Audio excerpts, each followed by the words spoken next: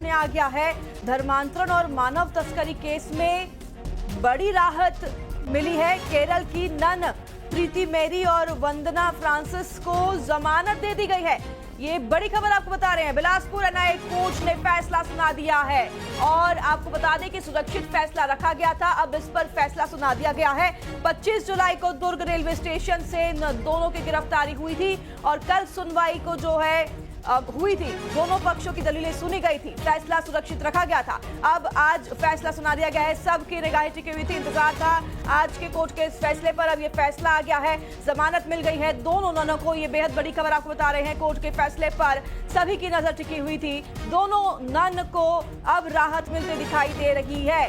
बेहद बड़ी खबर आपको बता रहे हैं। ये दो नन जिनकी गिरफ्तारी हुई थी धर्मांतरण के और मानव तस्करी के मामले में, इन ननों को अब कोर्ट से राहत मिल गई है। बिलासपुर एनआईए कोर्ट का फैसला सामने आया गया है।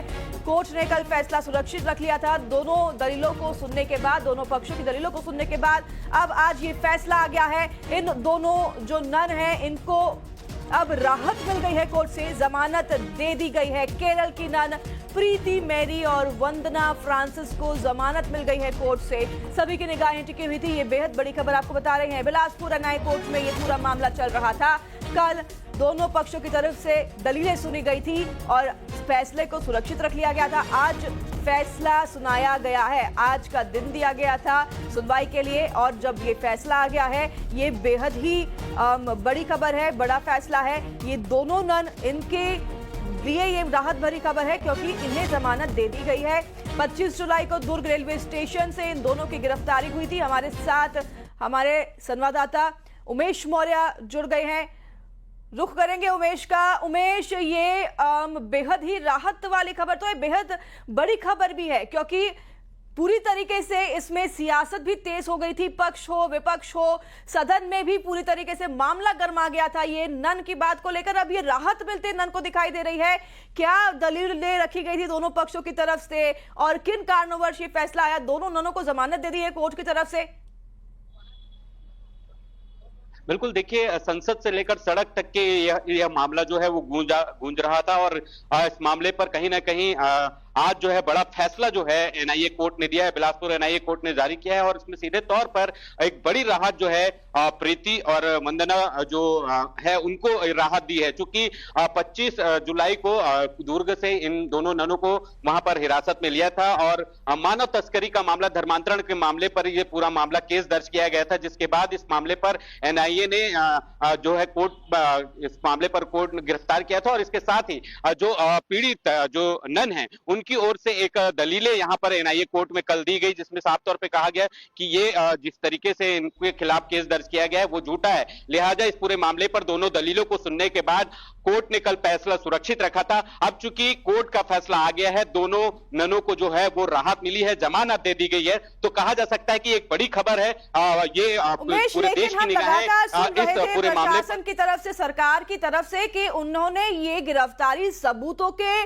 बना पर की है। दूसरी तरफ हम देख रहे थे किस तरीके से कांग्रेस जो है प्रदर्शन कर रही थी, प्रियंका गांधी भी शामिल हो गई थी लगातार। केरल से जो है संसद भी आए, इन ननों से मुलाकात उन्होंने की।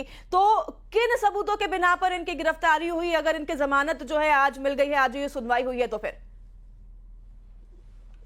देखिए ये टेक्निकल इशू है। अभी चूंकि जो प्राथमिक जमानत जो है वो मिली है, अभी फैसला जो है पूरी तरीके से सामने नहीं आया है, लेकिन ये जरूर है कि प्राथमिक जानकारी ये मिल रही है कि इन दोनों ननों को जो है जमानत मिल गई है। चूंकि अब पूरे फैसला रिपोर्ट जब आ जाएगा उसके बाद ही स्पष्ट हो पाएगा कि क्या पूरा आधार रहा है इनको जमानत देने का और किस मामले को लेकर इन्होंने आधार कोर्ट के सामने पेश किया था। जी ठीक है, आप बने रहिए हमारे साथ। उमेश, आपके पास लौटूंगी। हमारे साथ अमित चिमनानी जुड़ गए हैं, बीजेपी नेता।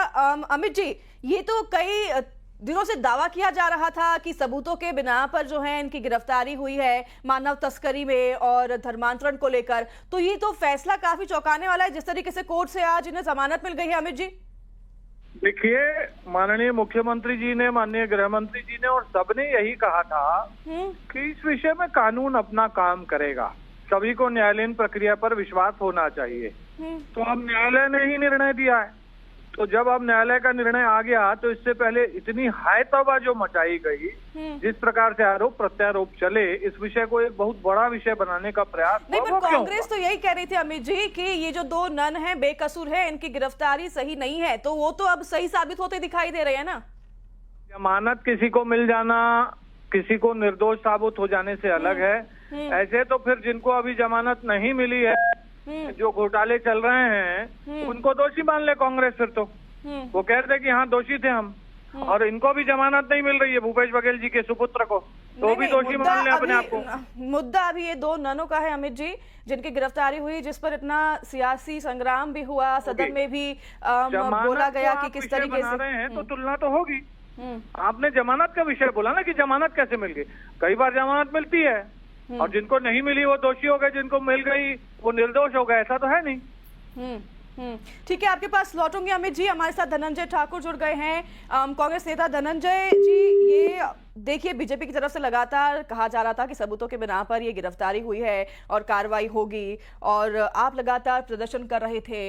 अब इन दोनों जो नन हैं इनको जमानत मिल गई है कोर्ट से, काफी बड़ा ये फैसला कोर्ट की तरफ से सामने आया, किस तरह से देख रहे हैं? देखिए, ये स्पष्ट हो गया है कि न्यायालय को ऐसे कोई साक्ष्य नहीं मिले होंगे जो ये आरोप सिद्ध करता हो कि नन तस्करी में शामिल थे, धर्मांतरण जैसे उसमें शामिल होंगे, या कोई ऐसा मामला गंभीर न्यायालय को नहीं लगा होगा जैसे भाजपा की सरकार ने उनके ऊपर जो आरोप लगाए थे। तो न्यायालय ने जमानत दिया है, पहली बात। दूसरी बात, केरल भाजपा के प्रदेश अध्यक्ष राजीव चंद्रशेखर जी तो पहले दिन ही मुख्यमंत्री साय जी के आरोपों को खारिज कर दिए थे, और कल ही अखबारों की सुर्खियां रही है कि केंद्रीय मंत्री अमित शाह जी ने भी गंभीरता से इस विषय को लिया था और राज्य सरकार को निर्देश दिया था कि न्यायालय में जमानत के खिलाफ उनको खड़े नहीं होना है। तो स्पष्ट है कि प्रदेश में कानून नाम का चीज नहीं है, गुंडागर्दी हावी है, सरकार से कानून व्यवस्था संभल नहीं रहा है, और लोगों को झूठे मामले दर्ज कराए जा रहे हैं। जो न्यायालय के जो फैसला आया है और जो भाजपा नेताओं का वक्तव्य है, चाहे केरल भाजपा के अध्यक्ष का हो या केंद्रीय गृह मंत्री अमित शाह जी का जो निर्देश हुआ है, ये समझ में आ रहा है एक बहुत बड़ा षड्यंत्र है। इसमें ऐसा लगता है खुलासा हुआ है और न्यायालयिक प्रक्रिया है और सबूत नहीं हो गए, इसको जमानत मिला है। क्या षड्यंत्र लग रहा है आपको धनंजय जी? क्या षड्यंत्र हो सकता है इन 2 नन की गिरफ्तारी के पीछे? अब ये तो विष्णु साय जी बताएंगे उन्होंने किस प्रकार का षड्यंत्र रचा था, किस प्रकार से इस प्रदेश के माहौल में नफरत घोलने का षड्यंत्र भाजपा और उनके अनुसांगिक संगठनों ने रचा था, इनकी जानकारी वही देंगे। तो न्यायालय में जमानत मिला है और अमित शाह जी भी सरकार को निर्देश दिए थे कि जमानत का विरोध नहीं करना है। भाजपा के केरल के प्रदेश अध्यक्ष ने अरुण शाह जी के सारे आरोप को खारिज कर दिए थे, तो ये खुद ही तय कर।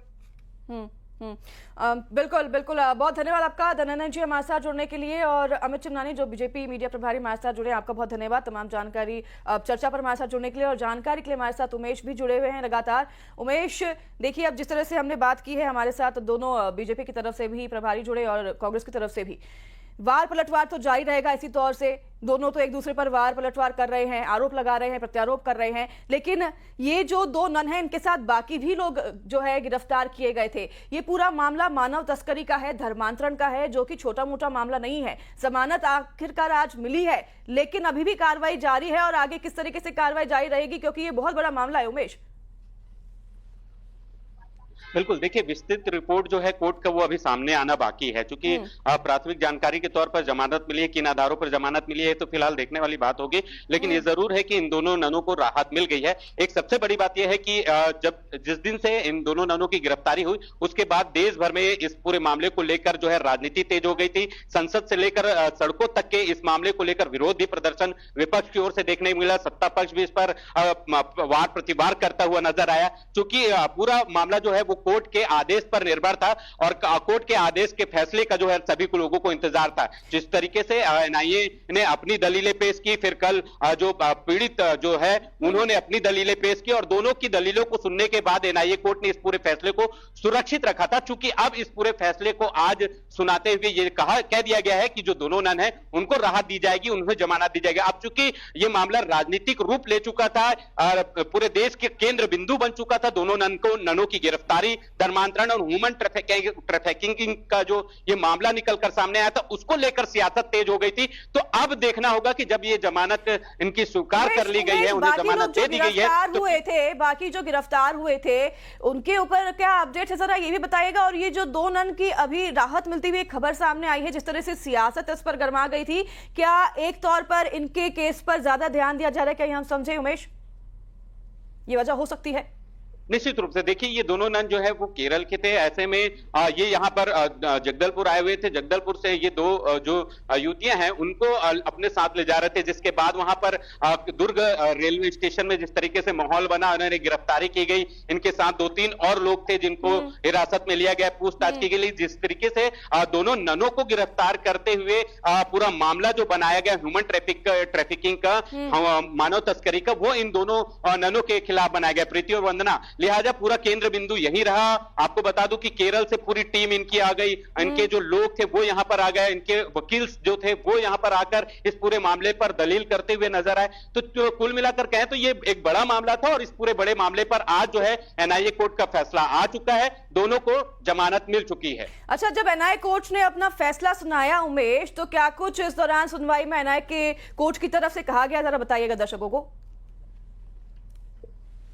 देखिए, कल इस पूरे मामले की सुनवाई हुई। सबसे पहले एनआईए की ओर से पक्ष रखा गया। एनआईए ने कहा कि इन्हें रिमांड पे लेना है, इनसे पूछताछ करनी है। वहीं जो पीड़ित पक्ष है, जिन्होंने अपनी बेल के लिए याचिका लगाई थी, उनकी भी तरफ से बातचीत सुनी गई। उन्होंने बताया कि निराधार है, जो आरोप लगाए हैं, जो मानव तस्करी का उन पर आरोप लगा है, वो पूरी तरीके से झूठा है। क्योंकि जिस तरीके से जिन 2 युवतियों को ले जाने की बात कही जा रही थी, वो दोनों युवतियों ने भी आकर सामने में आकर ये स्पष्ट कर दिया था कि उन्हें किसी तरीके से बाहर नहीं ले जाया जा रहा था, उनका कोई धर्मांतरण नहीं कराया जा रहा था। इस तरह की ये दलीलें इनके तरफ से पेश की गई, और ये दोनों दलीलों को सुनने के बाद जो है कोर्ट ने फैसला कल सुरक्षित रखा था। आज सुबह 11 बजे यहाँ पर जो कोर्ट के जो जज हैं, वो जब यहाँ पर पहुंचे तो अपने अदालत में जो फैसला सुरक्षित रखा था, उसको आज फैसला सुनाया जी। ठीक है।